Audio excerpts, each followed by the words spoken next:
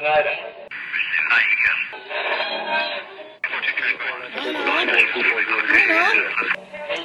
is that you? There, I think I got it.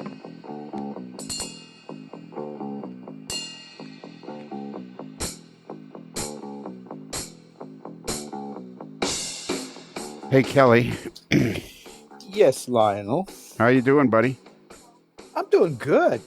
Are you? Yeah, I'm doing really well. All right, well, move your microphone in a teeny tiny bit there. How's that? Yeah, put it near your mouth. It is near my mouth. Not under your beard. It's not under my beard. It's right in line with my mouth. Are you tired today? A little bit. See that, Bruce, when he spoke? It was a full day at Microtrains. Or was it? Yeah. Okay. I commented on one of Joe's posts today. Oh, yeah. What are you saying like that for? I'm just saying, oh, yeah. Oh, yeah, like as if, yeah, what a waste of time that is. Was that the post about the thunderstorm this morning? No. Oh, okay. There's a post about having friends. Oh, yeah, well, he has lots of friends. And then I couldn't help it. Because it's Joe and he always is posting smart ass things, I posted something smart. My reply was a smart ass reply. Huh. That's so unlike you. Well, I don't think it's being a smart ass. I think it's just talking. I was actually talking to somebody about my hockey career after the age of, I guess, 15, 16 in there. I started playing. I was not a great player, but I was good enough to be in the next tier up from the great players, or the tier down from the great players, right. Good players. So it was pretty good hockey. And I was telling them today, I was saying, I was kind of a bit of an agitator when I played hockey at that age. There you go. Went in with the elbows up? Just like No. I was I was more of the guy with the end of the stick, just kind of picking it. I just loved doing that. Yeah. Just picking at the guy, Yeah. I was a bit but the thing of it is, then the guys would get so agitated and they'd think more about beating the crap out of me, and then before you know it, their defense breaks down and boom. Goal. Top shelf with the peanut butter. There you go. No, that was back in the day. You'd be wearing a Butch Goring helmet, right? I started out not wearing a helmet. All right. But yeah, then it was the Butch Goring was the first Butch Goring helmet. Those are classic, those babies. And I painted racing stripes down the middle of mine. Oh, nice. 2 red stripes right down the middle. Boom. Beautiful. Guess I should have. But the problem was I put them on the inside. Make it faster? Problem was I put them on the inside. Oh. Well, nobody could see them. Yeah. Hey, I'm feeling great tonight, Kelly. Good. I'm glad to hear that. Yeah, I just finished an 8-mile walk. Ooh. Yeah, man, it didn't take me that long. It only took me about 20 minutes. Wow. It's all that walking every year to Barrie. Yeah. Yep. Let's see how many steps. Well, wait a minute. It was only 1/8 of a mile, not 8 miles. No, I'm going to say 8 miles in 20 minutes. So you Usain Bolt or something like that? I was figuring he had new sneakers on. No, I misread it. It was an 1/8 of a mile. 1/8 of a mile. Okay, I can see that in 20 minutes. Yes. All right. So I sent you guys a couple of YouTube links, but tonight we're going to talk to a young fella, Nick Ozorak, who we talked to once before, who has this great podcast called The Roundhouse. Yes. And he has some of the best guests on there. I'm very jealous about it. Oh, yeah. Some amazing guests on there. I know. He has some way better than we do. Like we just have, the average Don and Kelly. Well, we had the 3-part trilogy with Joe D'Amato. So. Well, that's true. That was a 4-parter. When I went back and looked, it was a 4-parter, but that got beat by Tony Custer. Tony Custer and his 6-parter. His 6-parter. That stands. Yeah. He holds the current world record for number of podcasts in a row. So that's it. So tonight we're going to talk to Nick Ozorak, and I'm very excited to talk to Nick because he's done some pretty cool stuff. He's been working on videos and stuff, and he's got a channel. Anyways, we're just going to talk to him. So let's get him in here and see what he's got. And I got barber problems too. We need to talk about those. Oh yes, you're talking about that. And too much hair off? No, it's a long story. You won't play cards? No, well that too. He doesn't understand that. I come in there with a cribbage board and I start playing, and he's like, "Get out of here." Oh, geez. No, apparently the new style is to have it long at the back. Mm. And I end up looking like I got a bad wig on or something. You mean like a mullet? No, I kept looking, and I pointed this out to somebody, and you got like a flap at the back of your neck, flap of hair at the back of your neck. Yeah. Wow. And I pointed this out to somebody, and they said that's apparently the new style. And I said, well, it makes me look like I got a bad wig on. And if I was going to get a wig, would I get one this bad? Sounds like you need a new barber. And yeah, well, he is new though, right? I had the same guy for a newer barber. But the struggle finding a barber is difficult. It is. It's the struggle is real. I go to a place called Great Clips, and they always ask me, how do you want your hair done? Do you want it straight in the back, or ground, or eyebrows done, or you want the hair that's growing out of your ears taken care of? Well, actually, that's good. Yeah. Actually, to be honest with you, the haircut is actually pretty good, but he's more of an artiste. Oh, okay. And I got a lot of... I go to the same barber, and it's easy to me. It's a number 2 all over. Yeah. Top of hair, side of head, back of head, beard, trim the mustache. The only debate we had, do we want tapered or straight at the back? And he says I should go tapered. I don't care. I don't see it. So as long as it don't look like a goof, I'm good. Yeah. You know who we should ask is young Nick. Oh, yeah. I bet you he's hip and he'll be up on hairstyles. He'll know hairstyles. He'll know what the current popularities are. Absolutely. All right, let's get him in here. Nick, come on into the studio. Thank you very much, guys. I appreciated the Tim Hortons in the green room as well. That was some good stuff. How was the green shrimp? The green shrimp. It was green. I may have regretted trying a couple of them. But, no. Yeah. But this may be a short podcast then. Yeah, we'll power through it. We'll make it through this together. So anyhow, welcome to the AML discussion on haircuts. What are your opinions? I don't know if you could hear us if you had the intercom on, but we were talking about haircuts, and we decided you would know the answer to this. Well, I probably don't you want to know the question first? I probably don't, but I'll gladly hear the question. Okay, so I had the same barber for like over 35 years. Best we could figure, it was somewhere almost 40. It might have been 40 years I had the same barber. Lots went on in that barber shop, and then he finally retired, and I had to go find a new barber. First place I went to is the hairstylist / salon that everyone in my family goes, and I went in there and I booked my appointment, and I even knew the kid. Only it smelled so like... it smells like a woman's hair treatment salon. Exactly. Mm-hmm. So I didn't even get a haircut there. And poor Tony was crushed. I said, if you want to do it in the parking lot. So then... Go it on the front porch. We'll do it on the front porch. We're good, yeah. Yeah, so then I went to see Vince, and I like Vince and Matt. Vince is a good guy. Vince and his son, Matt, yeah. Yeah, father and son deal. So we've been kind of struggling trying to find. He actually gives a pretty good haircut, but my problem is I'm trying to make him understand that when I first had stage 4 cancer, they gave me what I call Frankenstein medicine, and after my hair started falling out right down the middle strip, it grows like twice as fast as anywhere else on my head. So he has to cut that more. But then he was also doing this thing where he was leaving the back longer, like a straight across, and it looked like I had a really bad wig on. Is that a style now? Not that I'm aware of. Some people choose to leave it long in the back.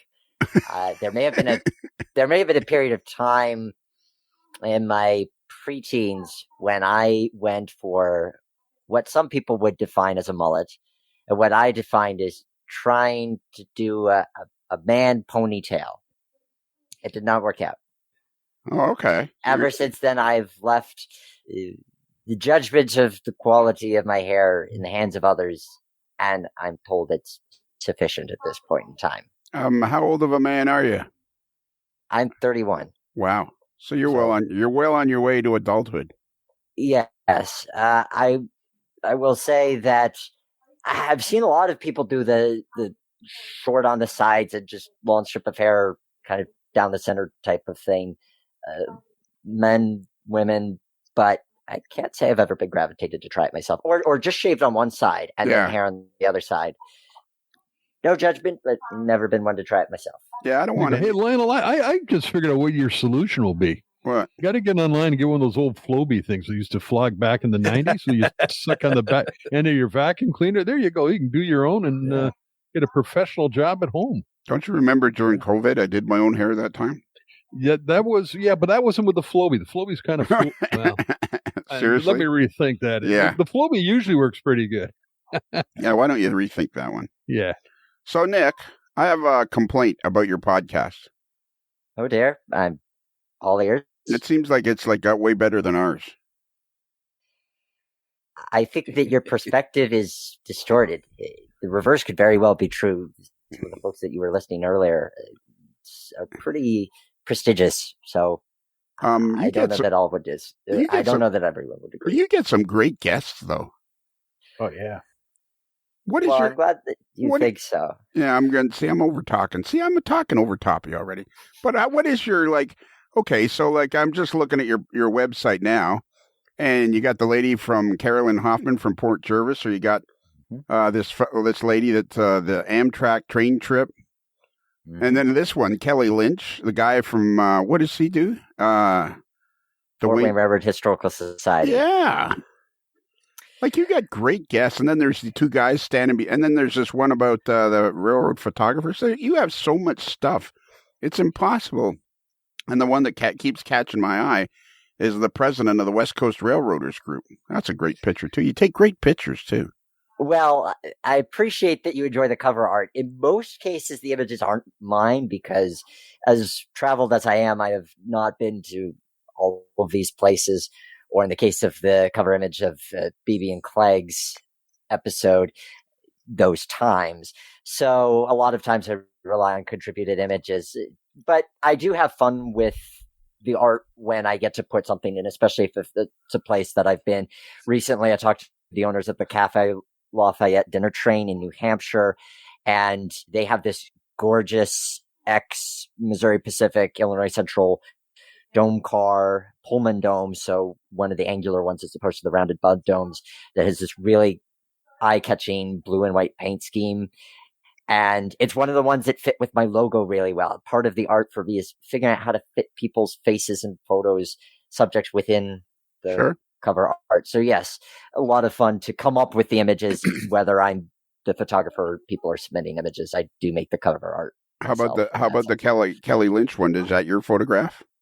Nope, that is also photos. I think I used the background image of mine of its side rods, but he sent me that photo. So okay, I give credit where credit's due as far as some of the amazing work out there, whether people submit photos directly or whether I'm scavenging Wikipedia for public domain ones that are available to use. But that's part of it, is that being an audio podcast, you have to hear it to believe it, but you don't hear it unless you click on it. So having the right cover art helps to establish the mood, or at the very least catch one's excitement.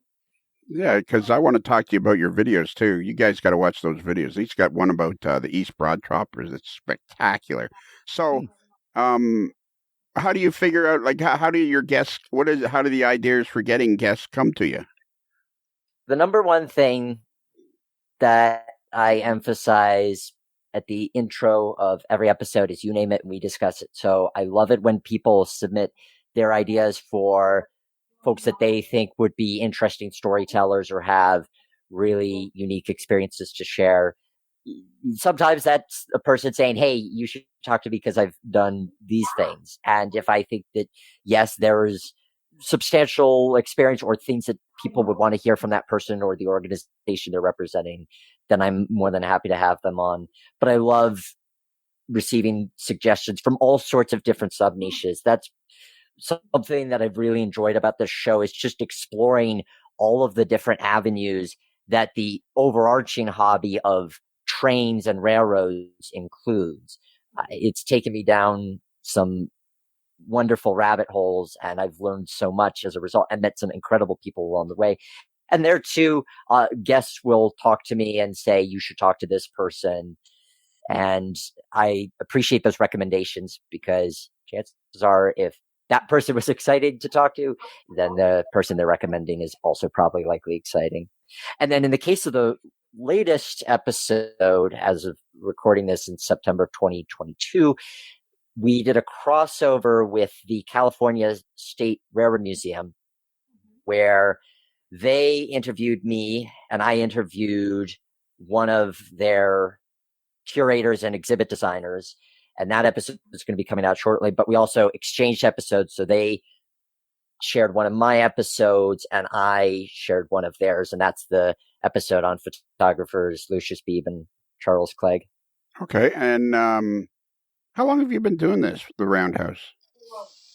We're up to 124 episodes, and the podcast began in February of 2015, so 7.5 years. You literally started like 4 months behind me, or 5 months behind me, 6 months behind me. And I think we last talked in 2016, maybe 2017, if memory serves correct. So yes, it's been fun to watch each of our respective shows grow. And you've got quite the passionate following. I see all sorts of AML representation at events and hear of your exploits. So cool. It's great to both be experiencing tremendous Well, here's where I'm at with other podcasts. I've been self-employed my entire life. I'm pretty competitive. So if I was being completely honest, I want to be the best. And I'm not really keen on other podcasts. However, let me give a caveat to that. I love your podcast. I love your podcast. I love your enthusiasm. I love how well it's done. I highly recommend anybody that's listening to this to listen to Nick's podcast, The Roundhouse, which is at theroundhousepodcast.com. I just think it's really, really well done. And I'm a huge fan. I'm a huge fan of Nick Ozorak and the Roundhouse podcast.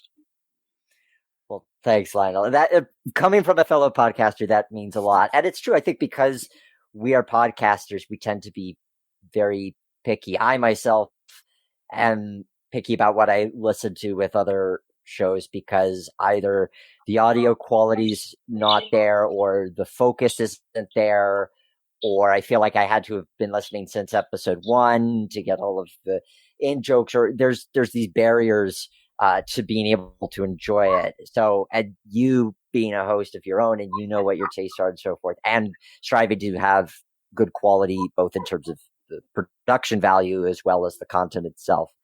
I appreciate that. I think I'm glad that I make the rounds. Yeah, I think that's the big thing, isn't it? Is that the audio quality or the production quality is good, and then that the host isn't just not all about him. It's about the guests. I mean, I think I have no trouble. That's a key for me. I can pretty much listen to any podcast about anything based on the production value and the quality of the content. And I mean, you're walking, and then. So why did you start doing the podcast? My first internet creation was a YouTube series called At the Rail Yard, where I did product reviews of train simulator add-ons. So you'd have products like Microsoft Train Simulator, Trains with a Z, and there were these hundreds of routes that you could download, and some of them cost money to buy. And I wanted to review these, but I wanted to do it in a way that had a bit more flash and style than just a straightforward product review. I kind of dub it as MTV meets trains in a way. So that was a great journey for a number of years. And then as I started to get more into the history behind these virtual recreations, that led to all sorts of other stories that I wanted to explore. And I pushed the format of At the Rail Yard as much as I could to be able to incorporate some of those real life stories. But I realized that I wanted to explore a new medium, and podcasting seemed to be the thing that would afford me that flexibility. And fortunately is a very approachable thing to enter in this day and age where it doesn't take too much effort to get up and running. It takes a lot of effort to keep it running, as I'm sure you're well aware. And that's always been a key balance, is figuring out how to make sure that the content remains fresh, because so many people come up with an idea and then 5 episodes in, it loses steam. And so saying this is generally about trains, but allowing it to go into all of these different sub niches, whether it be model railroading, freight industry, short line railroading, history, video game design, photography, even board game design. LARPing, that was one we covered recently.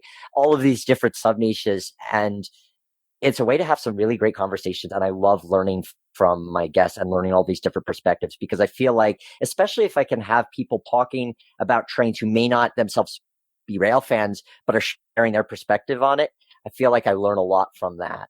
Yeah. And so I had a really good question. Don't tell me. Oh, yeah. What happened to train simulators? Are they pretty much defunct? Oh, not in the slightest. There are still a number out there. In fact, the field is widening, where I'd say 20 years ago, you had 2. 15 years ago, you had 3 of note and reputation. And now there's at least 12 that I could point you to that each offer a different slice of railroading, and passionate fan communities behind each and every one that very much stick to their specific simulator. Obviously, those of us who play sometimes will cross between multiple ones, but there's some who really swear by just Run 8, which is a modern Union Pacific, BNSF simulator, or something like Railroads Online, which is a new entry in the field which focuses on Western narrow gauge.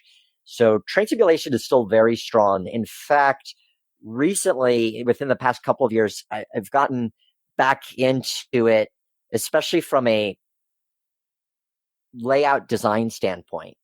There's a simulator which goes back over 20 years called Trains, and it's spelled with a Z.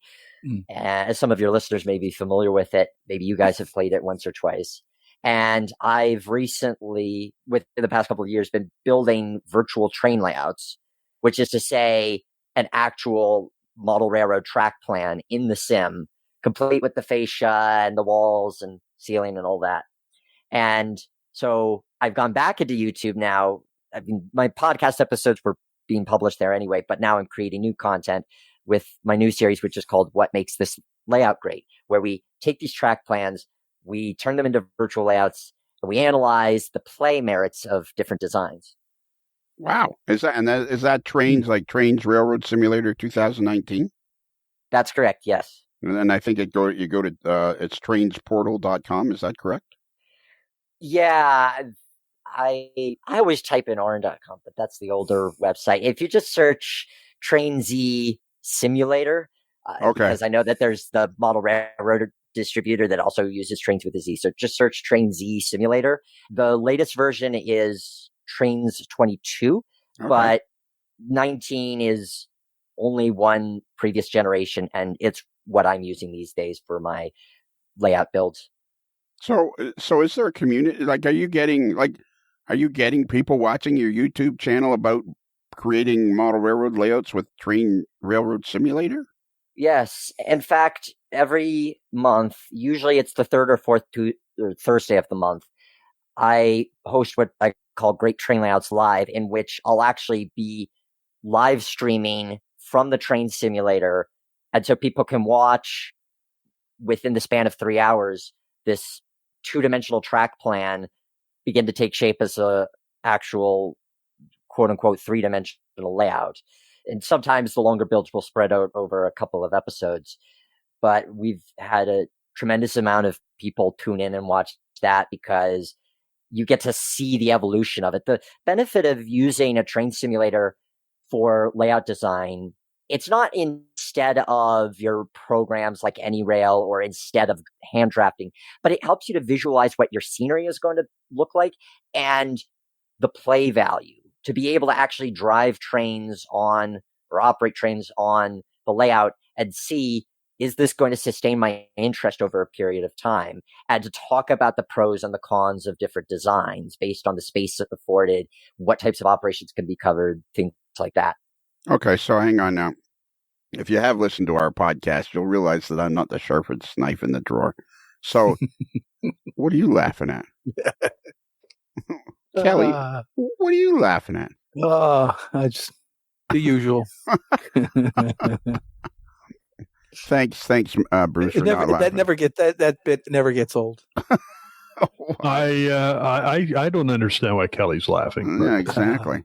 So, is this Train's railroad simulator? Is it for creating model railroad layouts, or it's a simulator that you've figured out how to create model railroad layouts with? I would say that in its 20-year history, it's kind of gone full circle. So initially, it was envisioned as a virtual train layout creation program.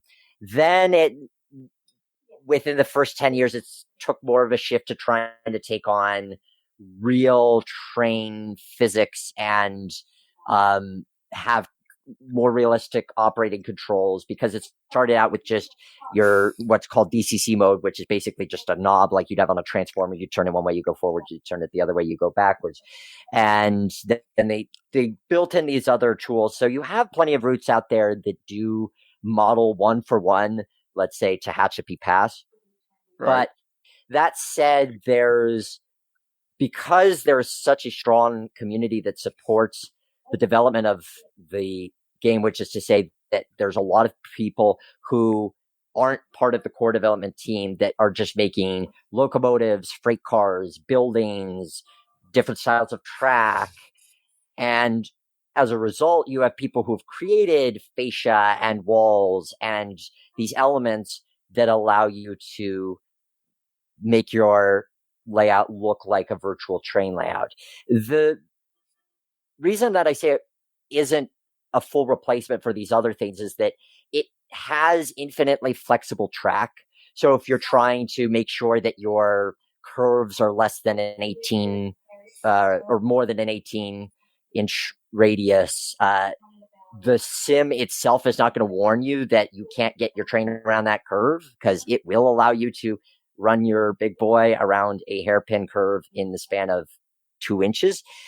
So the way it works best is where you take a pre-existing track plan that you've drawn, or that is from Model Railroader magazine or from any rail, and then you import it into the sim. And that becomes kind of like a connect the dots, where you have this roadmap essentially of all the lines of where you're going to place the track. And then you're just connecting the dots by actually laying the track in the simulator.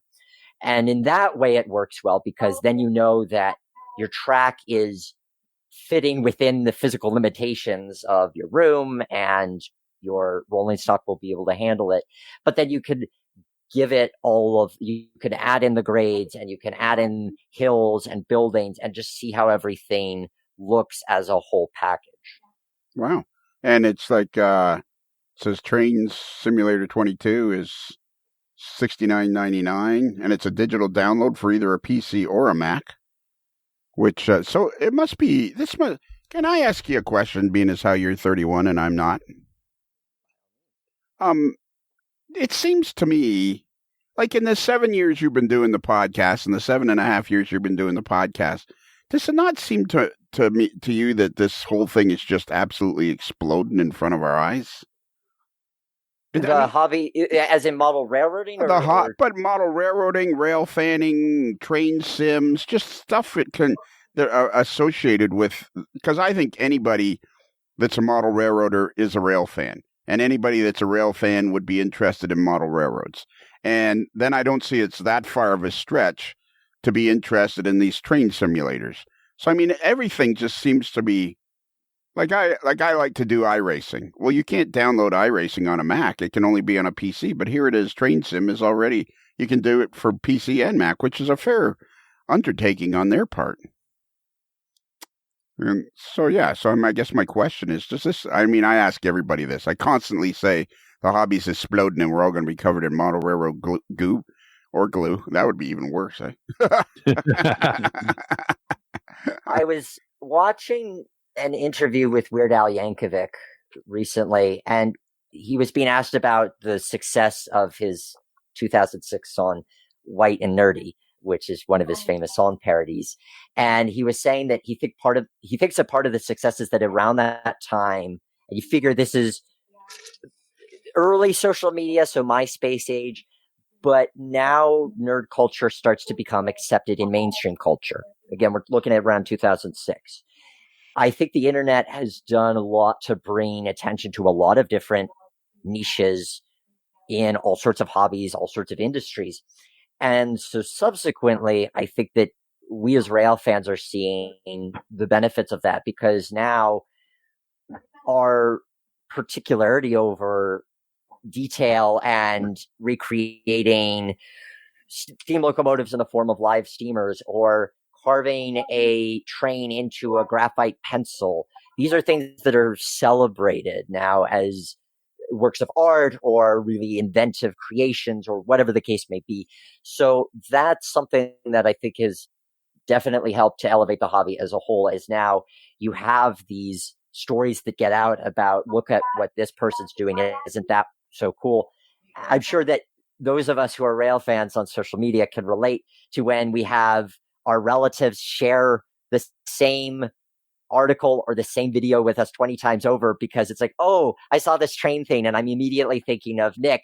And so you see the same thing over and over, and you just smile and nod, because it's great that they're seeing that. And I've always maintained that it's great that I have a consistent brand. I ran into a few years back, I ran into a middle school acquaintance who remembered me as the train guy. So I'm glad to be consistent in my branding and know that people look to me for that in my life. I think that that's had a tremendous benefit. And now it's just a matter of being able to sustain these stories and also make them relatable to get people invested, because I think it's very easy to put stories out there and people will look at that and go, that's great. That's what you're doing. And now for the next thing. And so the key for us is to be putting things out and saying, and you could be part of this. Part of the reason that I try to keep the content really diverse on the Roundhouse podcast is because I want people to recognize that it's not that they have to be obsessed with trains. There is likely a niche for them within this hobby that they can feel at home with, or a way that they can appreciate trains in their regular day-to-day lives. That's a great point. I'm sorry I cut you off there, which is what I do. I apologize. That's okay. I was just going to say, you mentioned that I interviewed Cheryl Engelhardt, who is a new age musician who recorded an entire album on a cross-country Amtrak trip. And I thought it was so inventive of her to do that and pushing herself creatively. So she found a new way of pushing herself artistically. But here it is crossing with our interests. So I was able to talk to her about what she thought of the Amtrak experience and how much train travel she'd done previously and how that influences how she'd do train travel. It's great to be able to take those experiences and then share the story. And that way, then people realize that there are ways that trains and railroads can have appeal to them, or at the very least, there might be some way that their interests might overlap with ours. They just hadn't seen it before. They just hadn't considered it. And some may yet have to be invented. And that's part of the fun too. And I think that's the great point that you're trying to make, is now because of social media and the worldwide use of the internet, people may find an interest in something to do with trains that was always there, but it's so much more accessible, which makes the hobby and the industry grow. Because now I can imagine people that aren't avid model railroaders but have a passing interest. I can imagine them buying pieces of rolling stock or locomotives just to have on display on their shelf or something like that. Like NASCAR has die-cast cars that you can buy. Well, they don't do anything other than sit on the shelf. And I can imagine that there's more and more people doing even stuff like that. And I mean, like weathering. So, you've always been involved. Like you're a model railroader as well as a podcaster, right? That's correct. So when you last spoke to me, my primary creation at that point in time was a 14 by 6 shelf layout of a New York short line called the Fonda, Johnstown, and Gloversville Railroad. I still have the layout, but 3 of the 4 sections are in storage. The one that I took out of storage, I'm working on retheming it into a dinner train town scene where the dinner train leaves the station on its journey elsewhere. I don't have a lot of real estate to work with, so it's basically room for that baseboard and a cassette to take the train on and off the scene. The other thing that I created recently and I'll give a shout out to Scale Model Scenes because I think this is such an amazing kit. I want to say they're Australian-based company or UK. I think UK. We'll go with UK for the sake of conversation. That makes paper kits for buildings. So you download the PDF and you print it out, and then you mount the paper to different thicknesses of cardstock, cut it out, and assemble it according to the instructions. They came up with what they call box file layouts. So in the UK, you have what are box files, which is like paper organizing bins. It's kind of like a binder, but without the rings. So they came up with these two kits where you could fit an entire layout in one of these little 14-inch boxes, 14-inch by 10-inch essentially box. And the buildings fit in so that the lid can actually still open and close. So I built their canal box file layout and finished that recently. And what's it called? What's the place called? I'm going to look it up because I want to make sure I get them right, because it's such a creative idea, and I'd love to see more of these. It's Scale Scenes.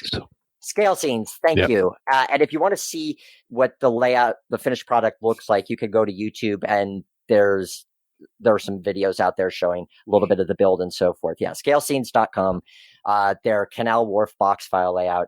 I had a blast assembling it. It's amazing how well it all fits together and how well it's engineered. I'd love to hear an interview with, I believe the owner's name is John. So if you're able to get John on, I'd love to hear that. But that's been my other creation, because for not having a lot of real estate in my current townhouse setup, it's good to have a layout that you can pack up when you're done.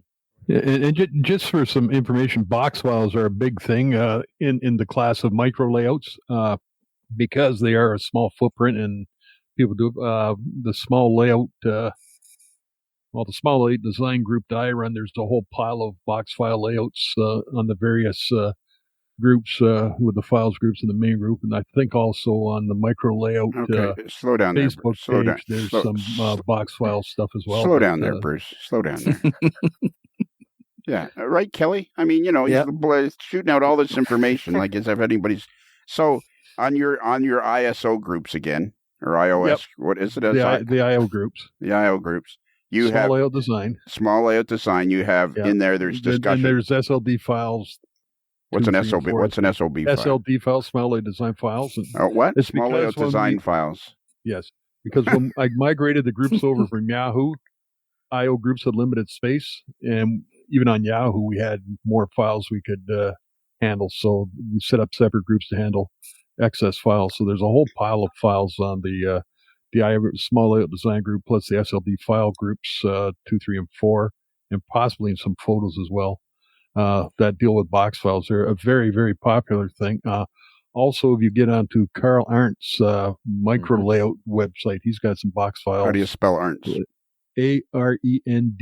AREND. Yeah. And it's Carl with a K or a C? C. Carl Arndt. Okay. Micro layouts.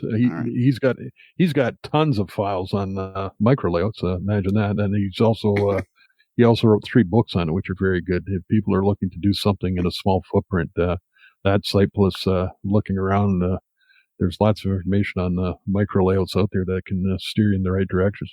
Kelly? Yes. It pains me to say what I'm about to say, but I'm going to say it anyways on the air. I'm even going to say it on the air. I'm going to say it so the whole world can hear it. I think one of the things that we have in common, and it pains me to say that we have anything in common, but I think the main thing we have in common is both of us, when we get off some of these podcasts, our head hurts. Oh, yeah. Oh, yeah. A lot of information flows from these podcasts. I know. So much information's coming at you, and you're like, I don't know where to go next. Which is one of the cool things, Nick. I want to get, before we go very far, we're going to get to Streamline Media. But one of the cool things I really like about your podcast is the variety of guests you have. Like you must, like how Kelly Lynch from Fort Wayne. This guy just it oozes cool. How did you find him? Oh, Kelly and I, golly, we've been at least he's been part of the podcast since I think episode 11 or 12. I interviewed him initially as part of the Reading 2100 restoration, one of the Reading T1s, and we just keep crossing paths. He's such a phenomenal guy and a great collaborative partner and somebody who I think really gets it. So his episode that we did back in March of this year, 2022, we talked about his path into rail preservation and how he brought his experience with film into the picture. And what I appreciated about talking with him is that chances are a number of your guests are familiar with him and his work with the Fort Wayne Railroad Historical Society and Nickel Plate 765. And it's very easy to look at that kind of experience, especially for my generation, to look at that and go, oh, that's so cool. I don't know if I'll ever be able to do something as cool as that. And I always want to make sure that people feel that they can do this too. Maybe not that exactly, but that their opportunity to find their voice in rail preservation or in what they love doing is just a matter of time, and that hard work that they put in will pay off. And Kelly talked about the struggles that he faced when he initially got into the society, to be taken seriously as a younger guy, to have video respected as a tool for helping to promote the 765. And it wasn't like people just initially say, oh yeah, Kelly, that's a great idea, we should do that. He met a lot of, I don't want to say a lot, but he did make some resistance, and he worked so hard along with others to build an inclusive organization that now is on the cutting edge when it comes to North American rail preservation, as far as having a strong volunteer program, having very strong partners in the Class 1 industry, in the preservation industry. And it all stems back to that idea of acknowledging where there needs to be improvement, calling that out, and working towards a solution. And I give him credit because it takes a lot to admit that, yes, this organization is at a great place now, but it wasn't always. And I struggled, and here's what I did to overcome that, because there could be a lot of struggles in model railroading and rail preservation, and we don't necessarily always bring a light onto them. But I think the more that we do, the more that it makes it approachable, and that's beneficial across the board. And he also works for FMW Solutions, which seems to be a very big company involving railroading in all aspects. Yes, they're involved with the sugarcane train down in Florida. They are involved with the restoration of the Pennsylvania Railroad K4S Pacific out of Altoona. They are quite a force, that organization. Yeah. And does he work for them full time? Well, so you found him through the Fort Wayne, the Historical Society. Very cool. Yeah. I mean, it's hard to say where I first saw him, because he's always worn a great number of hats. I mean, back in 2015, that was probably the main thing. But he's always been a well-traveled individual, as it were. And so, yes, within the past couple of years. Sure. But that's kind of the cool thing about your podcast, is all these unique people that you find. And do you have, you just kind of knock on the door and say, hey, I have a podcast? Do you ever get any resistance, or is it everybody pretty much, hey, that sounds cool, yeah, let me try it? Very rarely do I get resistance. Honestly, I count myself fortunate in that I could probably count on one hand the amount of times I've been flat out told no. But there are so many times when I've been really lucky to have some great conversations, even in the case of, say, Wick Moorman. So Wick Moorman, former NS CEO, Norfolk Southern, Amtrak CEO, he was on my mental list of people that I wanted to talk to since day one of the podcast. I knew I wanted to talk to Wick.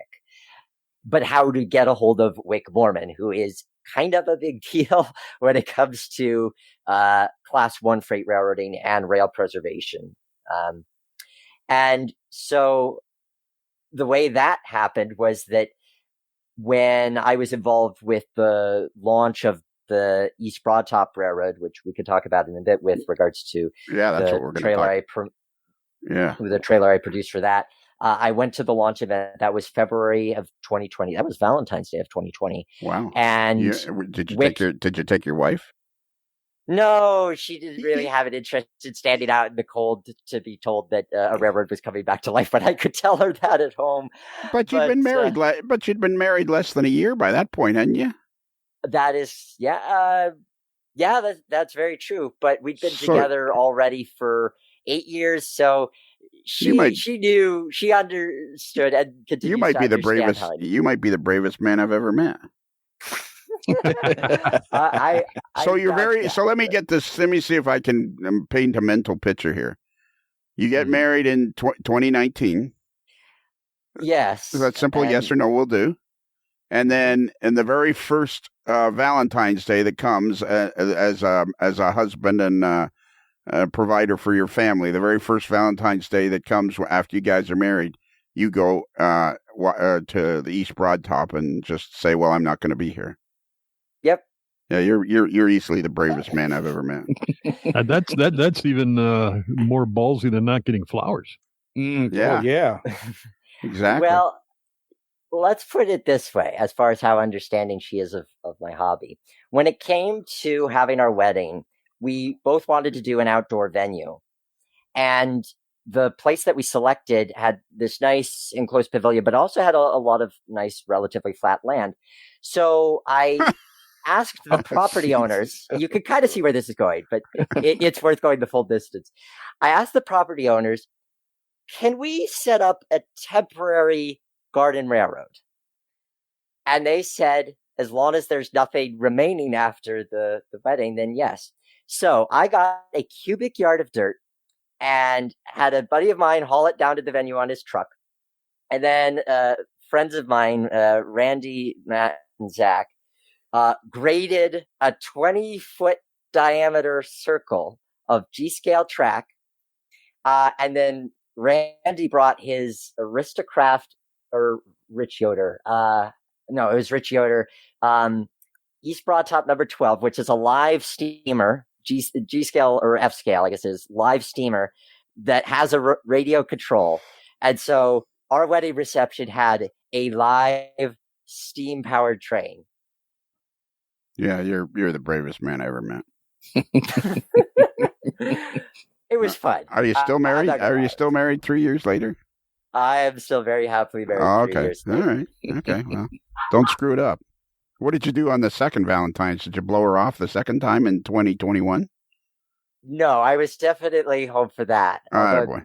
There was an East Broad Top trip close to that, but no, it didn't overlap there in that case. And do you get her flowers on Valentine's?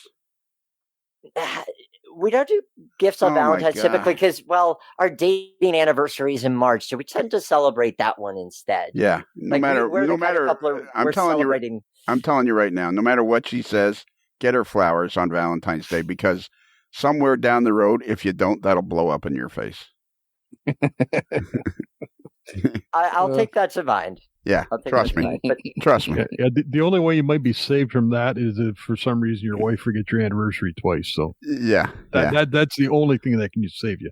Possibly. Well, we're both pretty good about remembering both of our anniversaries. We celebrate our dating anniversary and our wedding anniversary. Well, that's good. We're good about both. Yeah, get her flowers. Have you bought her flowers ever? No, I can't say that. Oh my God! Well, here's your task for tomorrow. I buy her Nick. yarn. Is there a Costco? Go out and buy flowers, and tomorrow say, "What are these for?" Say, because I love you. Exactly. That's all you got to do, buddy. Up the ante, get a bottle of your favorite wine along with it. Yeah. Well, I mean, flowers would be good, but she's very big into crochet, so yarn typically is the thing. Well, get her some yarn too. Get her some yarn and flowers. Yarn and wine, flowers. And flowers. The trifecta, right there. Yeah. I get the yarn, and then she crochets the flowers, and then there are flowers on the date.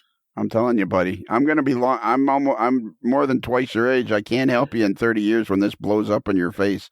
I know. I'm By then, I'll be too old to remember who you are. Yeah, that's true. But you know, someone. Kelly's the guy with the experience in this field. Maybe that's comments from him. That's just poor choices. Hey, Kelly, how's it going with divesting yourself from duties at the railroad park? It's not happening right now. It's not happening. It's we got the show. The show is going to happen this year. Oh yeah. And what color top hat you get this year? I think I'm on yellow this year. Okay. And yeah, so you're in charge of the show. Yeah. If you haven't ever heard, I'm not sure if you listen to our podcast or not, Nick, but Kelly is, he lives in Medford, Oregon, and he's the president of every model railroad club within 102 miles of Medford, Oregon. And he keeps saying he's not, but he is. He's just like, he's in charge of everything. I see, and I send you my thoughts and prayers. Yeah. But he does get his wife flowers. Yeah, I do that. Yeah. Now you're talking to a trained professional here, because this guy's. I'm still struggling on how he got 3 women to marry him. So you're talking to a trained professional. So just do whatever Kelly. You know what? Do it. Find out what Kelly does. Double it and do that. Then you'll be good. Yeah.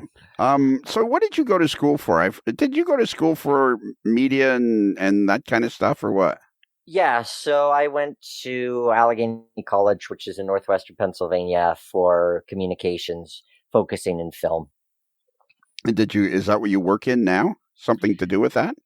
That's correct. So in 2020, I launched Streamliner Media, which is a video and digital media creation firm.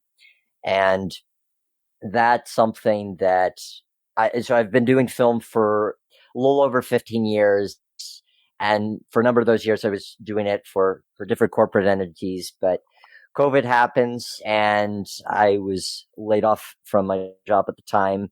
And I felt like that was the kick in the pants that I needed to see if I could make this work as my full-time profession. And so far, it's been a really wonderful adventure of things, and has given me some really phenomenally cool experiences along the way. So as mentioned, in February of 2020, I did a trailer for the East Broad Top Railroad, specifically when the EBT Foundation. Okay, hang on a minute. Hang on a minute. Just hang on there, sport. Okay. So COVID came. You got laid off from your job, whatever it was, doesn't matter. And you decided, because you went to school for video and digital media, this was the time to try it. And you've been able to sustain and make a living doing that ever since. That's correct. Yes. And hang on, I'm asking the question. This is my podcast, buddy. Just settle down. I mean, this East Broad Top one you've done is magnificent. I mean, it truly is a magnificent piece of video work. It's just, I watched it when you sent me the link, and I'm just like, wow, what a cool video. And I mean, man, you got to be proud of yourself that you're.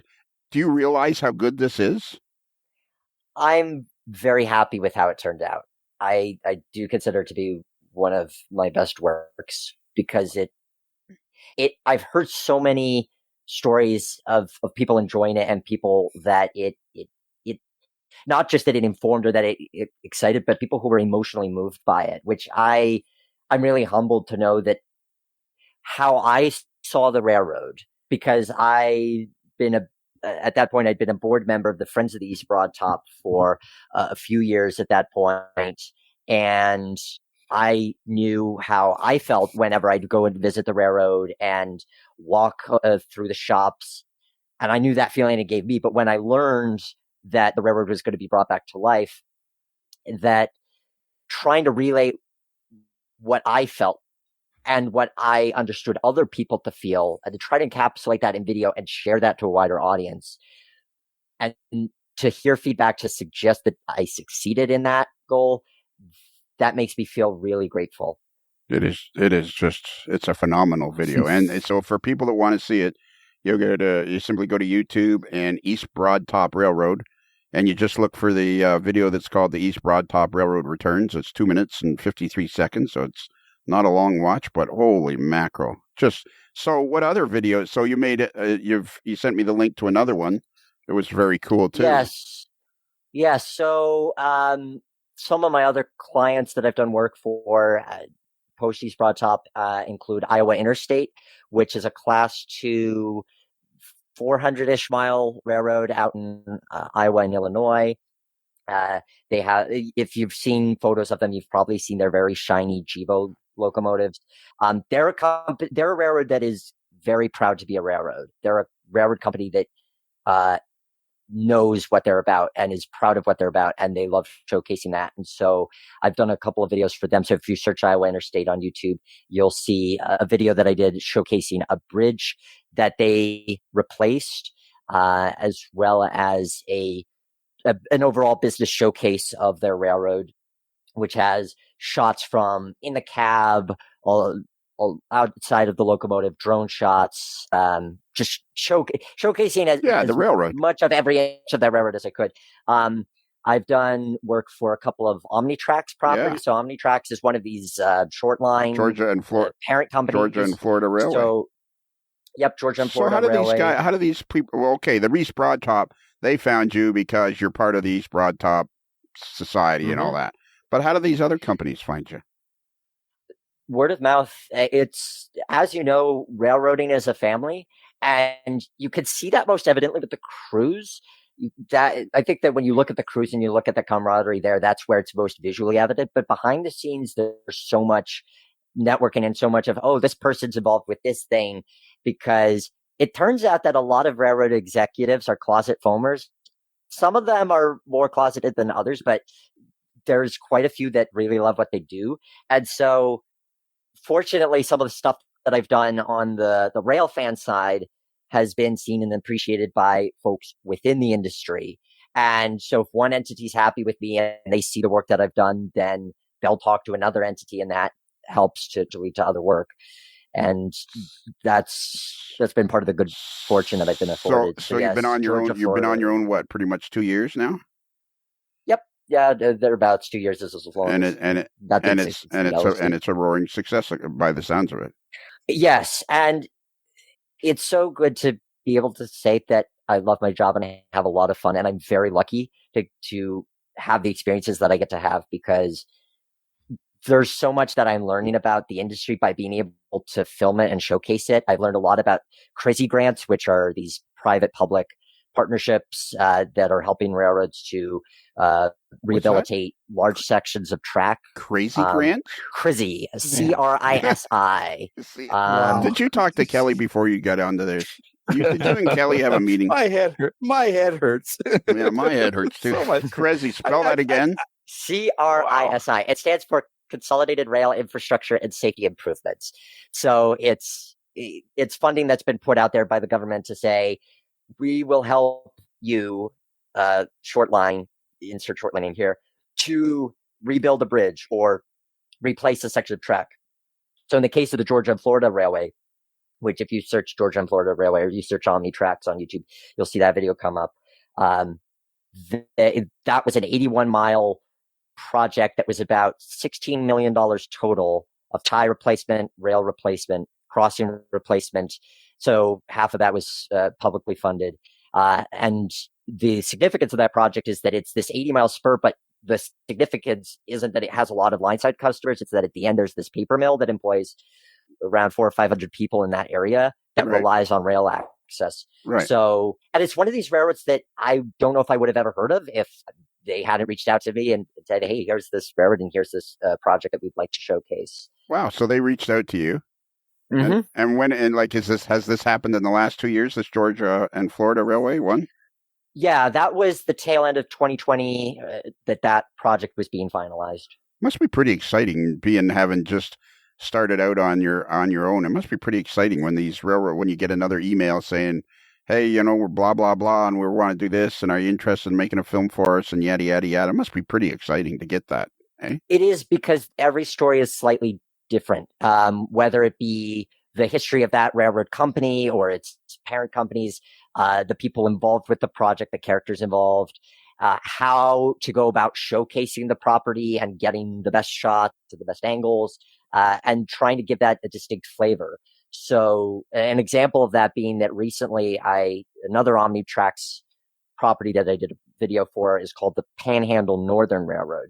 It's this 30-mile short line that runs between Panhandle, Texas, where it interchanges with BNSF's Transcon, to Borger, Texas. And Borger, Texas is all of this very dirty industries like petrochemical, carbon, fertilizer.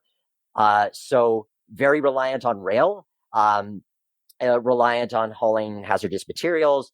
And so they did a track rehabilitation. And so in filming that, I gave that video a very gritty edge. Like I used rock music to accompany the visuals as opposed to, so the Georgia, Florida video, that's more of what I call a movie trailer style in terms of its visuals, in terms of its music. Whereas this one, it's northern Panhandle, Texas.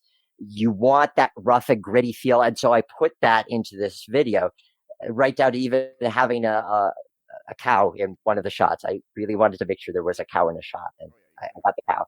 Exactly. If you're in Texas, there's got to be a cow somewhere, and I lucked out with one of the shots. So I like the personality these railroads have. And again, it's another one that I would have never heard of if I hadn't been reached out to about the opportunity for the project. So I'm learning so much about the rail infrastructure of this country by way of being able to go out and showcase where it's being improved. It's tremendously fun, and I feel incredibly grateful for the opportunities I've been afforded to do that. Have you given any thought, or is there a thought in your mind that as the years go by, you're going to try to create some sort of a documentary about railroading in the United States? Because I mean, you have such great access all of a sudden. You must be kind of out there, because I'm looking at this one of the Panhandle Northern, and I'm, like the first shot is you riding the train right up on by the steps, riding the locomotive. And I'm thinking every rail fan on the planet would love to be able to do that. And there you are.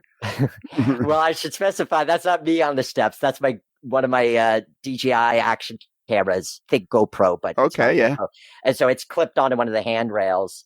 And yeah, I mean, even just to be able to get those shots is tremendously fun, and it gives all these different visual perspectives to be able to attach cameras to the engines and get these different.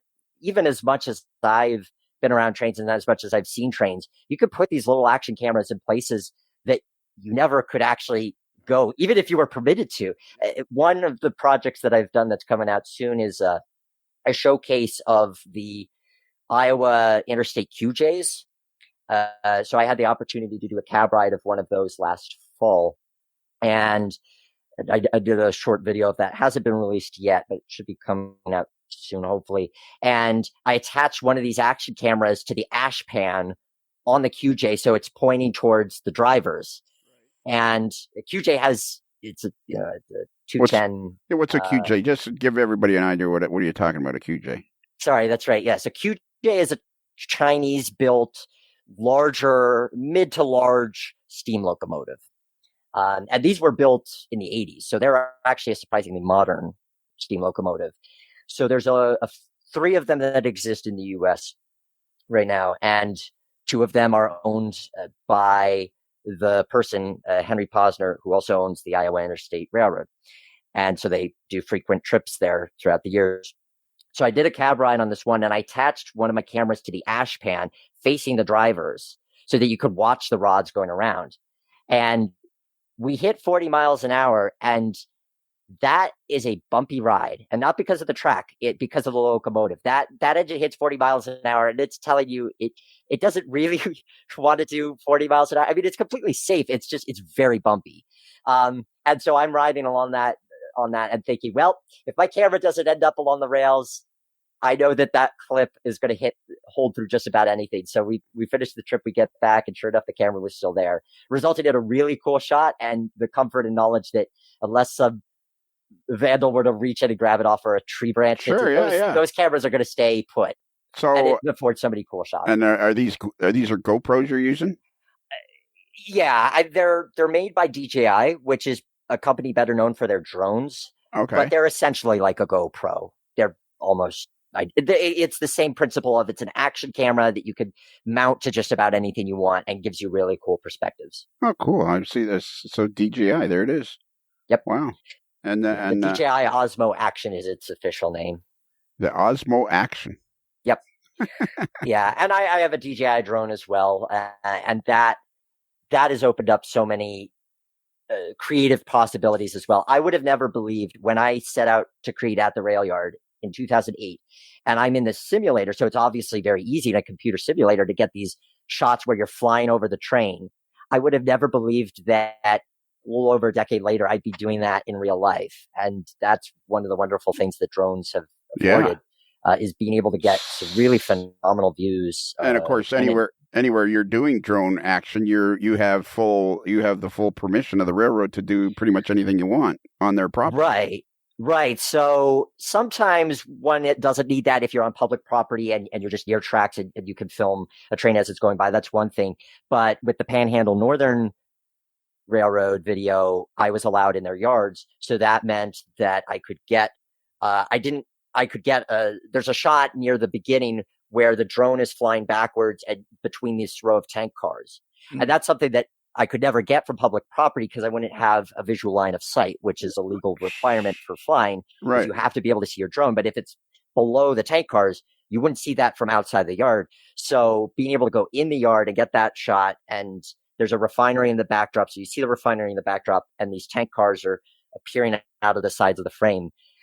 There's so much creative potential with it. So why DJI action camera instead of a GoPro? Is it just a better camera?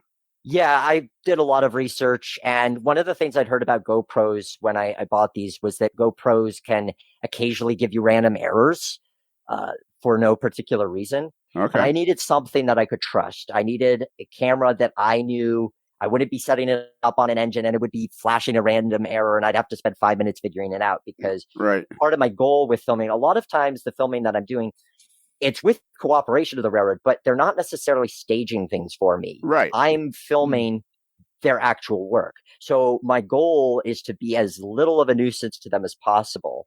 And fortunately, a lot of the times the crews on the ground are very friendly and they think it's cool, but I still don't want to inconvenience them. So having reliable cameras was what led me to choose the DJI Osmo Actions. So I got a GoPro 10. Should I throw it in the garbage and buy a DJI? Only if you're having issues with the GoPro. No, not yet. But you know what the problem? You know what? Hey Kelly, you know what's happening here, and Mailboy, you'd be interested in this too. Are you guys ready? Yep, I'm ready. I think I'm becoming a fanboy of Nick's, and I'm becoming a fanboy of Streamliner Media. Yeah, jeez, and all this cool stuff he's doing. How lucky are we that we've stumbled onto this guy and all this cool stuff? I mean, holy moly! We could interview you every year, and it's going to be more and more interesting. Yeah. Like the Streamliner stuff is media stuff. This is fascinating. So, how many films have you made since you went out on your own? Well, in terms of railroad films, I would place that somewhere around a half dozen. Going off the top of my head, the thing is that even though I've obviously branded it after my hobby and passion, the work that I'm pursuing is not solely limited to railroads, freight railroads, tourist railroads. Obviously, it's a passion point of mine. I love doing work for freight railroads and tourist railroads, but I do video work for just about anybody who needs it. If somebody has something they want to share, for sure, absolutely. Yeah, I get it. So there's a lot of smaller projects that I've done. And if you go to the website streamlinermedia.com, you'll see the EBT trailer, you'll see the Georgia, Florida video that I did for Omnitrax. But you'll also see a piece that I did for an aerospace manufacturer, and you'll see a James Bond themed champagne party that I did a showcase of. And I like keeping that side of my creativity fresh, because I think that some people listening to this might think, well, Nick, that sounds like all you do is run around and film trains. Isn't that what I do already? And I do film a lot of trains as those projects, but it's not just about the trains. It comes back to, these are stories. So when I'm these videos that I'm doing for these corporate entities with the railroads, I'm interviewing people, I'm showing people at work. And so I feel like it's important to place myself in as many different creative environments to try to get something new out of each job. Just this past weekend, I did a video for a person who produces her own hair care and skincare products, natural and organic skincare. Yeah, like, don't get the wrong idea. I'm not excited because you're doing railroading videos. I mean, that's cool. This is a modeler's life, and it's about primarily railroading. But that's the beauty of this podcast, and what we talked about earlier on is that not only are we talking to you about producing railroad videos, it's exciting to hear. Well, number one, it's exciting to hear a guy at the age of 31 is struck out on his own, and he's making a go of it in the video business. And number two, like, I completely understand that you're not limiting yourself to that. This is a media company that you're building. And I mean, my goodness gracious, Nick, you have a lot of talent. I mean, your videos are very, very good and very well produced. You young man are going to have a very successful career in this. I can tell you that right now. Well, thank you. I appreciate that. And I hope you're right. For me, I hope that at the end of the day, what I hope that I'm doing with all of these railroad, non-railroad, the podcast, my videos, is I enjoy being a storyteller, and I enjoy bringing these experiences that people have, these businesses, and sharing that with other people as a way of education, information, or just entertainment. No matter the project, I always try to see, is there a way of making sure that this is fun and that fun comes across? Well, and people will soon forget.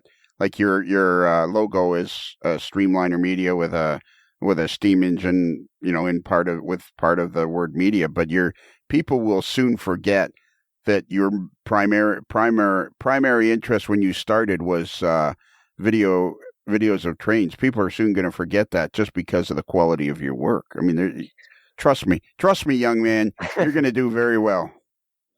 Well, yes. And I think the reason that I put it out there in part is why I brand myself Streamliner Media.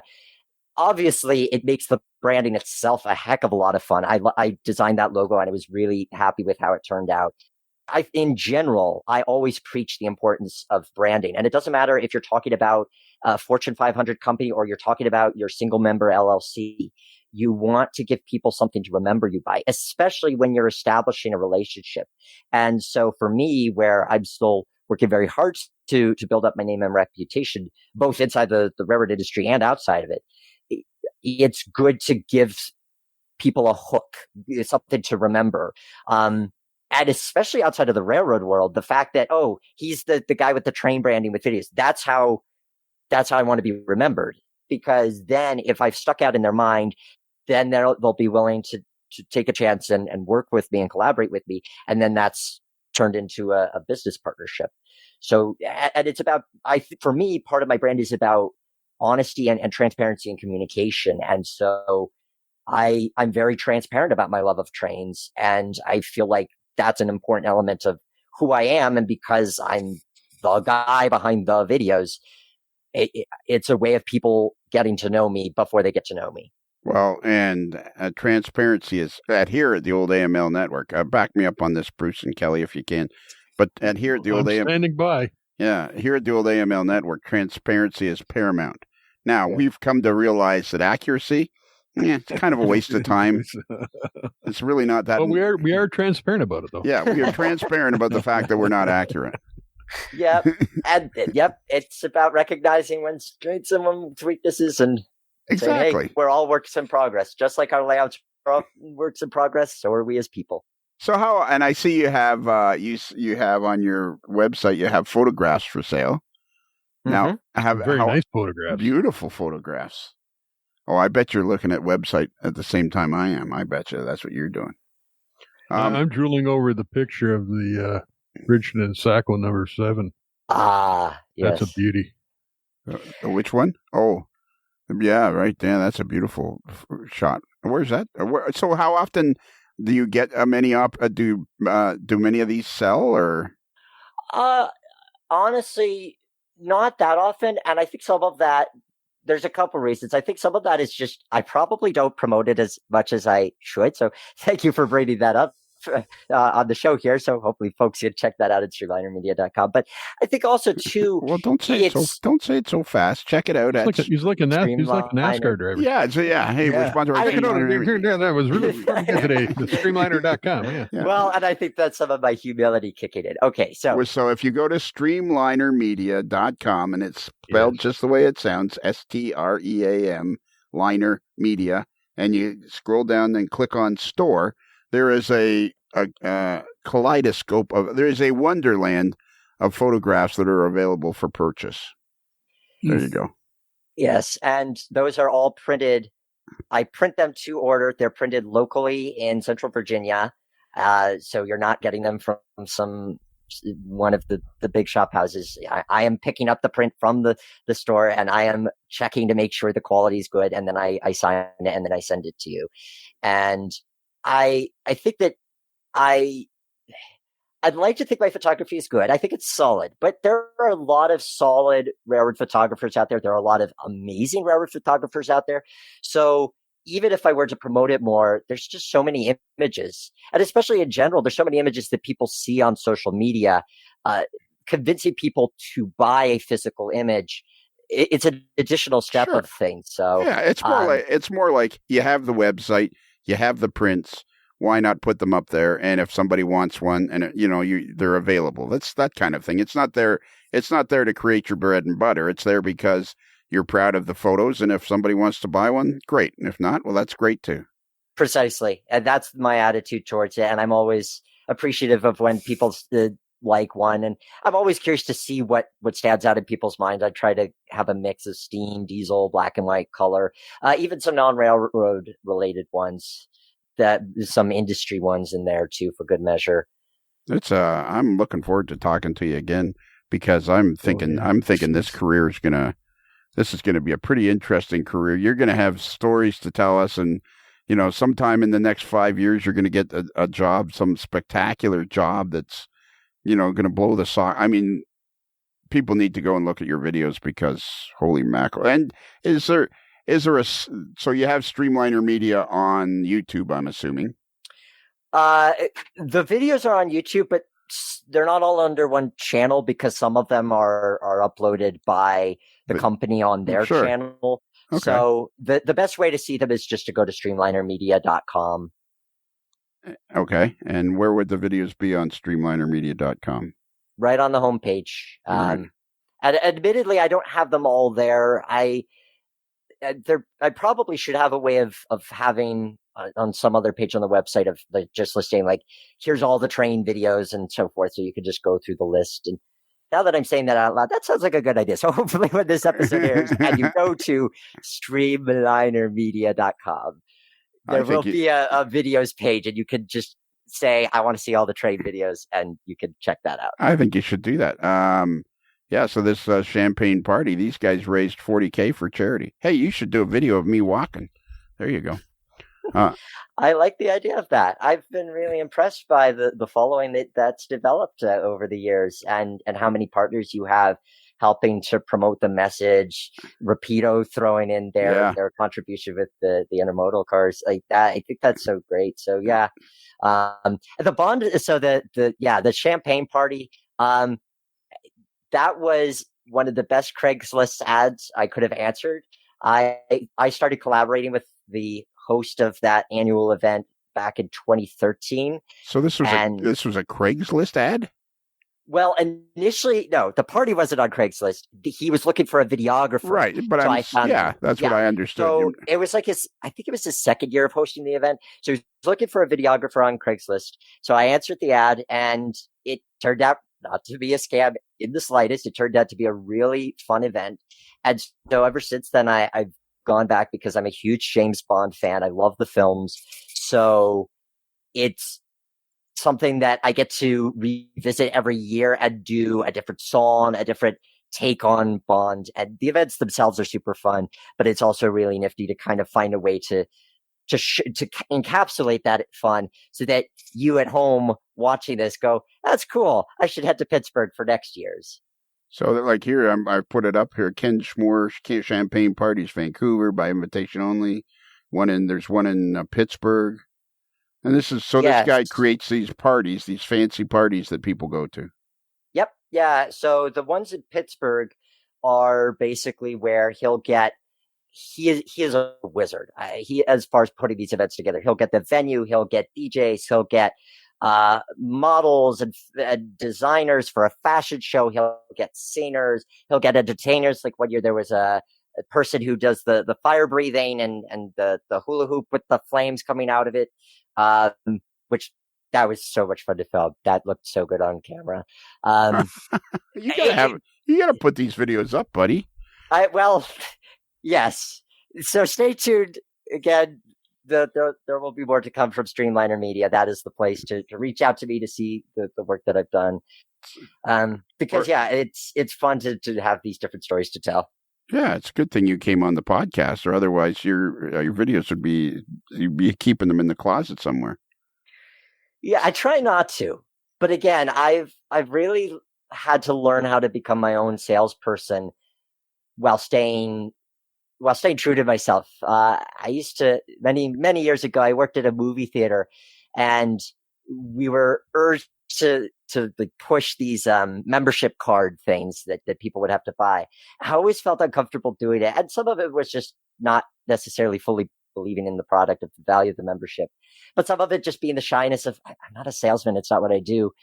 But I'd like to think that I certainly believe in the product that I'm producing now, the videos, websites, logos, graphics. And so I've learned to hopefully have the right balance of confidence without overconfidence in my work. But it does usually result in me underselling myself and not talking enough about or promoting the videos that I've done enough. Yeah, enough of that. You gotta change. Guess what, buddy? You're on. You're up now. You got to start promoting yourself because your work is spectacular. It really. And I'm not one that's necessarily easy with the compliments. Because as far as I'm concerned, we have the best damn podcast on all of model railroading, or on all of model railroading. And I'm not shy to say it. But yeah, you got to promote yourself because. Well, and if anybody's thinking about it, go and look at his page with the videos on it, and look at the referrals and comments he's getting from his clients. That will kind of tell you that this guy is the real deal. Yeah, he sure is. Especially that East Broad Top one. That literally blew me away. I got a question for you. Are you taking questions, Nick? I am absolutely taking questions. Okay, so as you go along and your video Streamliner Media becomes more and more popular and more busy, do you think you will always keep the podcast going? Like, do you really enjoy doing the Roundhouse and you'll keep it going? Absolutely. That is my commitment at this stage. Part of the advantage of launching Streamliner Media is that it enables me to put the podcast front and center because it ties directly to my business in that it's putting content out there, even though oftentimes 9 times out of 10, it's a guest and the guest is the star, but I'm still the host. I'm still able to put in a quick plug for myself. And so as a result of that, it's a way of always first and foremost getting stories and getting other people's stories out there. But I'm along for the ride too. So it's been a great networking tool. I've been afforded some really cool opportunities because of hosting the podcast and getting to know people from the podcast. That's led to video work. So my guests on the podcast, that's free promotion for their entity. So then I'm able to say, hey, I'm glad we could collaborate on this. Would you have interest in video? And it opens the door for that. And it's been a good method of doing so. And now I'm also able to commit to it and say, this is going to be a monthly thing. It started out as a weekly, that it tapered off to bi-weekly and became sporadic for a little bit. Now I'm able to confidently say it comes out every month. It comes out the third Tuesday of every month. And if you love it so much that you want to support it, for Patreon subscribers, and y'all know what Patreon is because you guys have one too. Absolutely. You get access to episodes a week in advance. Okay, cool. What I can't see. So I'm on your website now, the roundhousepodcast.com, and it says episodes, but it doesn't seem to list it doesn't list all the episodes on the side there, does it? Like, or does it? Or I just got to wait for it to generate or something. It's in a blog format. So when you're scrolling down and you're seeing Railroad Photographers, Lucius Beam and Charles Clegg as of recording Okay, there it West is. Coast Railroad, that's all the episodes. So that's an automatic feed. So as soon as a new episode comes out, it goes to that feed. If you scroll all the way to the bottom, you'll see more episodes, and it keeps going back from there. Yeah, I see it now. I see. I found episode 1. You just scroll down, and you got to give it a chance to get there, and there you go. So alternatively, you go up into the menu, and you'll see full episodes. You could click on it from there. There's also search bars. So if you're searching by topic, like steam railroading, or searching a person's name to see if I've interviewed that person, you can find folks that way too. So it comes out. When does it come out? Third Tuesday of every month. Okay. What time of day? I even put mine out at the same time of day. I aim usually for about 4 p.m. Eastern. Okay. That's typically what I aim for. But and I'll admit, some weeks get busy. It lapses a day or two, but always trying to shoot within that frame of time, within a week, because it's good to have that regularity. Well, and I think that's a good way of keeping the conversation going. And I'm immensely impressed with the amount of content you guys put out. I mean, you've got all these different shows that you're running simultaneously. You're really pumping out the content, and good content at that. So I give you, for me, like, it's like one episode, but that's good. Y'all are putting out what, like 4 or 5? I mean, we put out 8 a month, 2 every week. So there you go. So you're really knocking the socks off. I'll back you up on Best Model Railroad podcast. I'll hear you out on that one. Nice. Well, thanks. I just like talking to people. That's what I consider the fun part. And then I edit it while I'm walking or driving around, and then put it. You know what I learned? The number one. I finally, about 2 or 3 years ago. This is how we got to where we are today. I hit a deer with my car. We have the best audio going because I hit a deer with my car. So one night I hit a deer, and a pretty big one too. So as soon as I hit it, I'm waiting for or some kind of a noise, and the car just seemed to keep going. So I drove for a mile, and I thought, well, I better pull over and just see if there's any damage. I kind of cringing to see what it was, and I got out, and because it was the nighttime, I couldn't really see any damage. And then the next day, when I saw it, the grill was cracked, and there was a little dent in the hood, and blah blah blah. But the car was very drivable. It really basically didn't even look like I hit anything. But eventually, my guy that fixes cars and the guy that I've worked with in that industry for 35 plus years said, well, you kind of bent this and that and the next thing. So it took about 2 weeks or a week and a half to fix this car. And in the meantime, I had rented a Dodge something or other, Durango or something like that. And I'm driving to the airport to pick up my son. And we had done an interview, and the other end, it was okay when I listened to it on my phone or the computer. Or the audio was passable from the guest, but I'm listening to it in this Dodge Durango or whatever it was, and I could barely understand it. I could barely understand it. I'm thinking, I've had enough of this crappy audio. From this point forward, it's going to be, I'm going to make sure that people have good headsets, and I'm going to make sure they have good audio. Nobody gets on the podcast until I listen to their audio first. And, and I mean, in your case, it was obvious you'd have good equipment because you make podcasts. But that's how we got to where we are now, is finally I just said enough. It has to be, because the quality of the audio is what makes the podcast. After the content is good, but the quality of the audio is huge. Yeah, as long as it's consistent, that's the main thing. Yeah. Yeah, because an audio podcast, you got crap audio. What's the point? Yeah. Anytime you're putting out a media product, if the presentation is not solid, it almost doesn't matter how good the core of what you're trying to say is, because you've lost people because they just can't get through that barrier. Yeah. And with all the equipment available to us today, I mean, what we're producing now sounds like, 20 years ago, you would have had to have $100,000 or $200,000 studio to make it work. Now it's just like, my studios only cost like $175,000. Well, you came in under budget. Which one? Which one? Yeah, which one exactly? and we have Kelly. Yes, you have me, but Yeah. I come cheap. Yeah. What would you think, Nick? How'd that go? I've been having a wonderful time. It's always great to chat with you guys. And as you say, hopefully I'll have some more great stories for you a year from now. So you are gonna be so successful. Please. You remember, you heard it here first, buddy. 20 years from now, or 10 years from now, when I want you to be on the podcast, don't be think you can blow me off because you're like Nick Ozorak, successful media guy.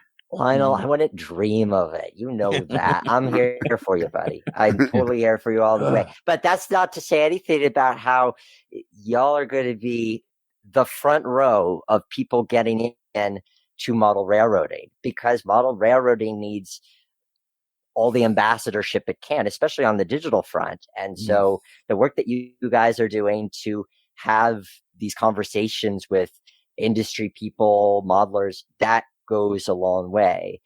And not just the sort of everything's happy and hunky-dory. I like how you've called attention to power and called attention to where there needs to be change and growth and in mentalities. And I think that's really important. We have to make this hobby approachable collectively. That's on all of us. That's on you listening along at home or in your car, wherever you're enjoying Would this be a true statement? I've thought of this before.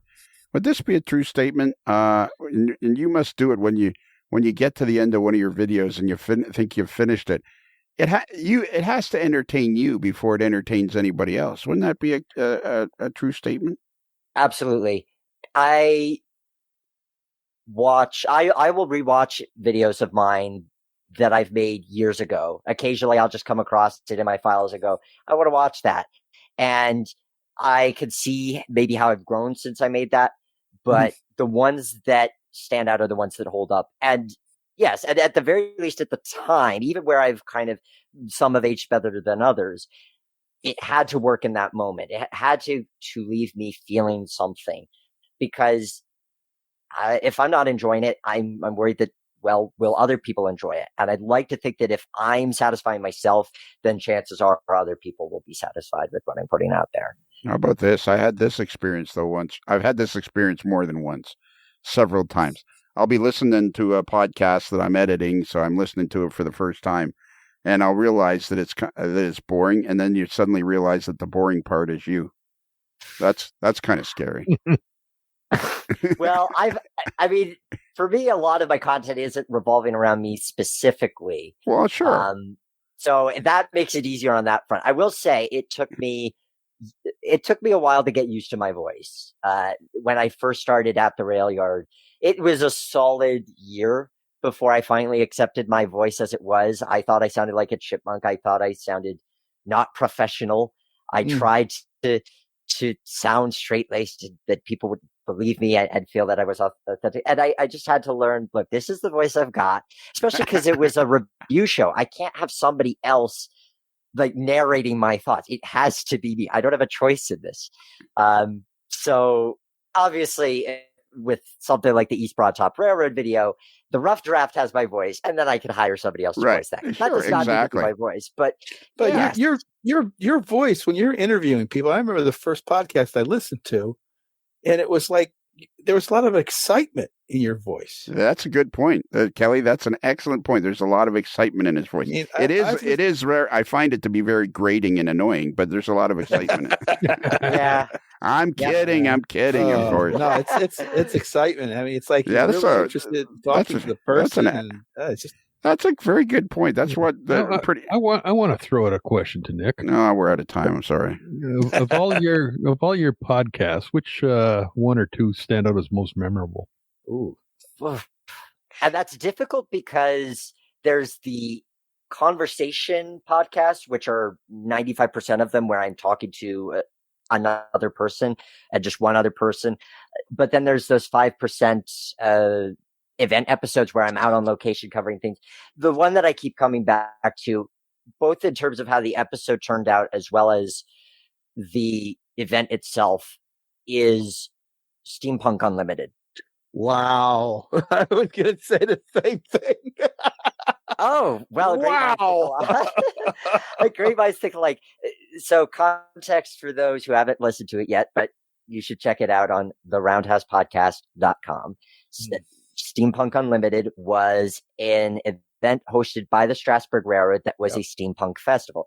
Steampunk, of course, being an aesthetic art movement that's centered around Victorian era technology and fashion, but with fantasy applied to it, hence the top hats and the goggles and that kind of thing.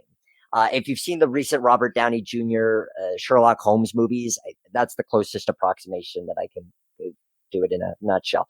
So Strasbourg Railroad had this annual event where they would host this festival while running their trains, which meant that there were these tents where there were vendors and historical presentations on old forms of self-defense and a steampunk fashion show. And all the while, you've got the Strasbourg Railroad with their 30-minute trains coming in and coming out of the station. And the atmosphere of that was unlike anything else. Being in the dining car for one of their evening trips, and every other person in that car was dressed up. It made it so immersive. And a big theme of my rail fandom exploration is immersion. How do I immerse myself and how do I immerse others in railroading? And to be in a wooden coach, a historic wooden coach with people who are dressed in fantasy period fashion, it was so amazing. And that is the high bar by which I hope will be crossed someday by another event that I go to. And there are some great events out there, and I don't wish to diminish them in any way, shape, or form that are impressive. But in terms of not just having the trains, not just having this engine get them moved to this place, but having it feel like a completely different time, nothing beats that. And so on the episode, we talk to all sorts of people from the fandom, from the railroad, and we get to hear these different perspectives of where there's these two otherwise maybe unrelated hobbies of trains and steampunk, but there's this tangent point, this connection at steam trains, and let's do something cool as a result of that. That's very cool. You should do a video about that. Just, I bet you as the years go by, you'll start doing videos. All right, we're out of network. We're out of network time. Come on. I was going to say, I wish I could. And this is why I set the bar, because they stopped doing that event. They stopped it a few years ago. So I wish I could go and do a video there, but they don't do that event anymore. So I openly put out the challenge to tourist railroads and museums. Listen to that episode and see if you can do something that was even cooler than that. And let me know so that we can cover it on the Roundhouse podcast, because I would love to cross that. Kelly, can you give out our email address? Yes, if you want to reach us through the wonders of email, our email is modelerslife@gmail.com. That's one L as Streamliner. Wow. Not two L's like Kelly. Nice. I like that. You just came up with that too. No, I was thinking about it. That was slick. That was very slick. Yeah, very slick. And I think this is definitely not going to be the last time we're talking to Nick. Okay, if you say so. Kelly is nothing but slick. Yeah. When I think slick, I think Kelly. And if you missed our... Go ahead. I was going to say very streamlined. Yes, it's very streamlined, yeah.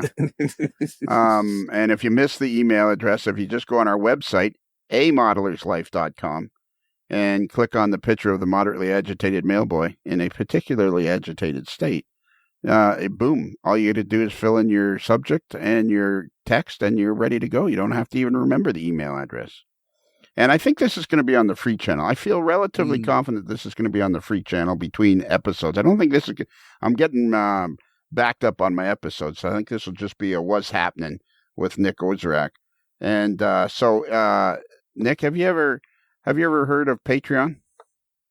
I have. Yeah, I am on Patreon. Exactly. So if you enjoyed today's podcast and you're thinking to yourself, I'd like twice as much AML podcasts every week, for just 365 payments of 16 cents a day, you can get twice as much podcasting every week. You'll get one on Monday and one on Tuesday.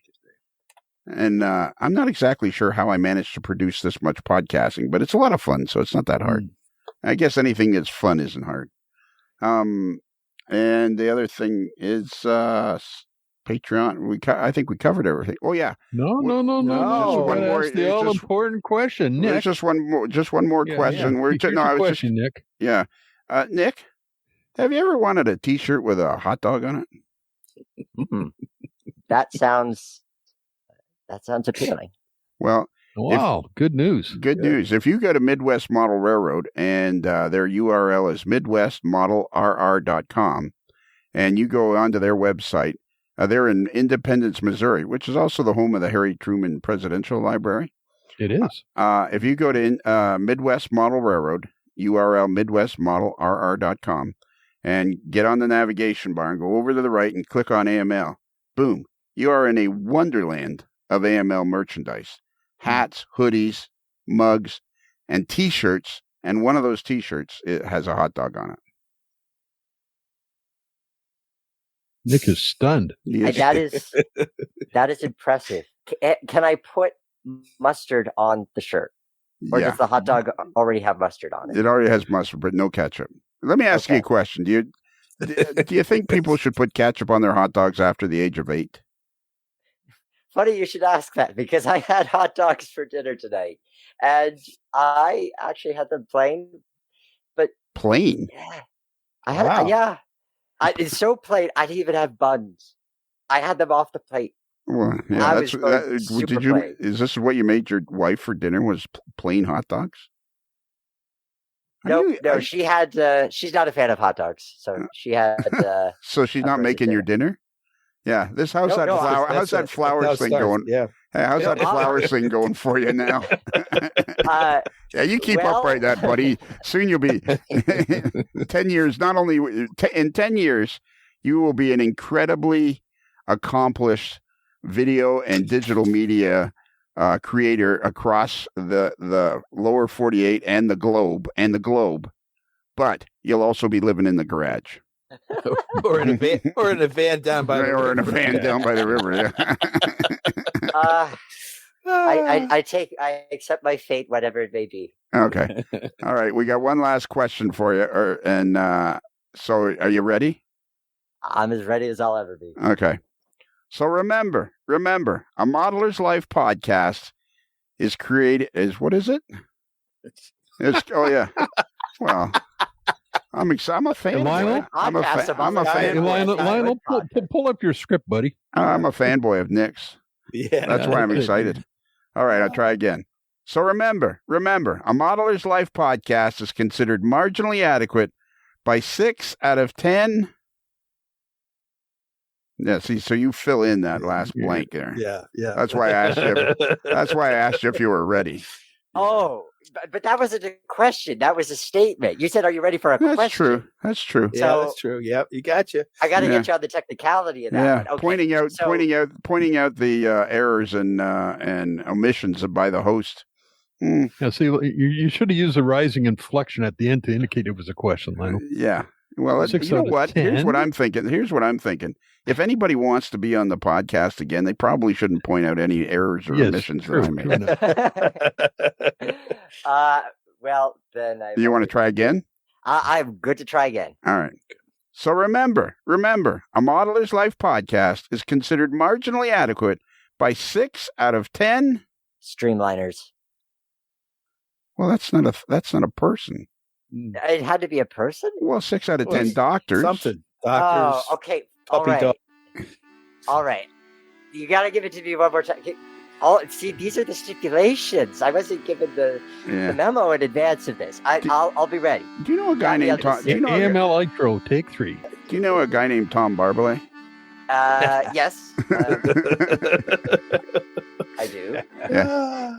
Give him a wide berth, would you? Nice guy. Okay, let's try again. So remember, a Modeler's Life podcast is considered marginally adequate by 6 out of 10 coal miners.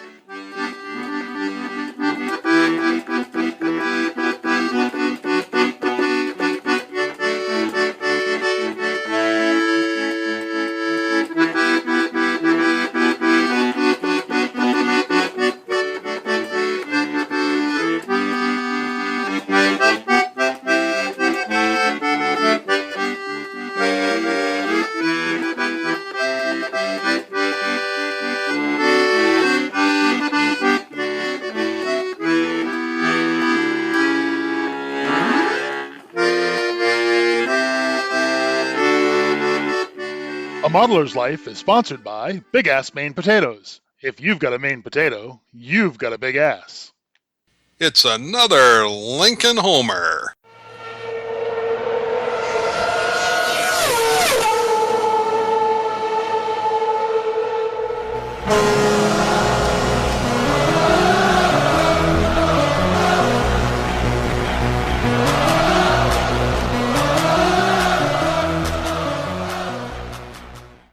Yeah, coal miners and their daughters. Yeah, There you coal go. miner daughter. Yeah. I was born a coal miner's daughter. I might put that song in. I don't know. Yeah. This is after. It all depends on whether I push the button or not. Well, I was born a coal miner's daughter.